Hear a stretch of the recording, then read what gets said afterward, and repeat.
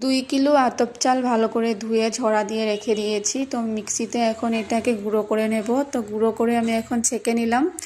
তারপর আমি আজকে বানাবো দুধ চিতই পিঠে। আর এই চিতই পিঠেটা যখন জালিদার হয় তখনই কিন্তু চিতই পিঠেটা খেতে ভালো লাগে, বা দুধ চিতইটা খেতে টেস্টি হয়। তো দেখো আমি কিভাবে বানাই। তো আমার গুঁড়ো করা প্রায় কমপ্লিট হয়ে গেছে। তো আমি এখন পরিমাণ মতো এখানে 3 থেকে 4 হাতা আমি এখানে চালের গুঁড়ো নিয়েছি, আর 1 হাতা নিয়েছি আটা, ময়দা যে কোনো নিতে পারো। তো আমি ময়দা নিয়েছি, আর বেকিং সোডা, বেকিং পাউডার, একটু কর্নফ্লাওয়ার আর একটু নুন দিয়ে এটা আমি গরম জল করে রেখেছি।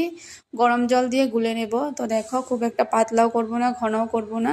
তো গুলে নিয়ে আমি এটা 1 ঘন্টার মতো আবার ভিজিয়ে রেখে দেব। 1 ঘন্টা পর হলো এটা বানাবো। তো 1 ঘন্টার সময়ের মধ্যে আমি কি করব, নারকেল আছে, নারকেলটা কুড়িয়ে নেব। তো 1 ঘন্টা হয়ে গেছে। তো দেখো আমার কাছে তো কোনো বানানোর জন্য পাত্র ছিল না, তাই আমি কড়াইতেই বানাবো। তো দেখো কড়াইতে পিঠেগুলো দিয়ে দিলাম। তো আমি ভাবি নেই প্রথমেই এত সুন্দর হবে, ভাবছি যে হয়তো হবেই না, কারণ এটা তো সাজে হয়। তো আমি বানালাম, তো খুব ভয়ে ভয়ে বানাচ্ছিলাম, কিন্তু পিঠেটা খুব সুন্দর হয়েছে আর আমার মনের মতোই হয়েছে, জালিদার হয়েছে। আর চিতই পিঠা জালিদার হলেই কিন্তু খেতে ভালো লাগে। এটা এভাবেও খাওয়া যায়।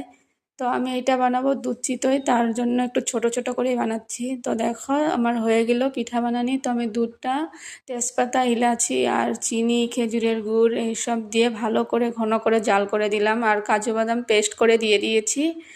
তারপর দেখো এই চিতই পিঠাগুলো একটু আমি লাল লাল করে বানিয়েছি, কারণ এটা ময়দা দেওয়া হয়েছে, তার জন্য একটু লাল হয়েছে।